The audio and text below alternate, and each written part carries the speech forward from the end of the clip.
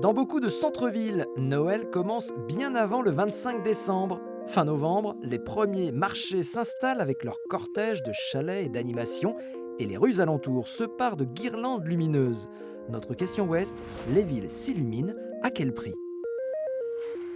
L'installation des illuminations à Nantes, comme dans la plupart des grandes villes de l'Ouest, c'est toute une logistique. Ici, c'est Yannick Leclève qui en a la responsabilité. Au total, 10 km de rues sont illuminés avec plus de 400 décors posés. D'importants moyens techniques et humains sont mobilisés pendant plus d'un mois. Pour l'installation, c'est 16 personnes et 4 nacelles en permanence sur 5 semaines. Au niveau budget, c'est environ 400 000 euros pour le tout, location, installation et dépose. De 400 000 euros à 110 000 euros, c'est le montant des différents budgets illumination des grandes villes des Pays de la Loire. En Bretagne, il s'échelonne entre 450 000 et 150 000 euros. Partout, le passage aux ampoules LED a fait fortement chuter la facture électrique. La LED nous a énormément permis de faire des économies aussi bien énergétiques que budgétaires. Et actuellement, cette année, on a fait le choix de garder des décors sur 2 ans pour permettre de faire des économies supplémentaires en plus des économies d'énergie. Alors, c'est-à-dire qu'on a certaines rues de Nantes où les décors ont déjà été utilisés l'année dernière, mais on les a placés dans d'autres rues. Comment aller plus loin dans la réduction de la facture? Cette entreprise spécialisée basée au Mans fabrique des décors lumineux pour de nombreuses villes.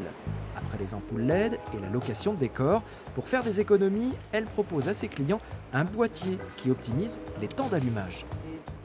On peut piloter les illuminations, c'est-à-dire qu'on va programmer les illuminations, la mise en route. On va pouvoir programmer le jour d'allumage et on va être au plus fin dans l'allumage du décor.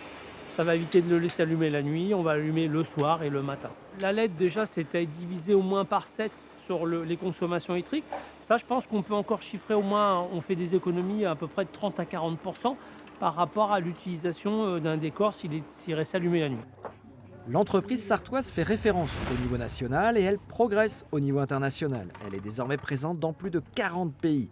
Parmi les commandes prestigieuses, il y a celle du site spatial américain de la NASA à Houston. Coût des décors, 100 000 $, avec au centre, normal, une fusée.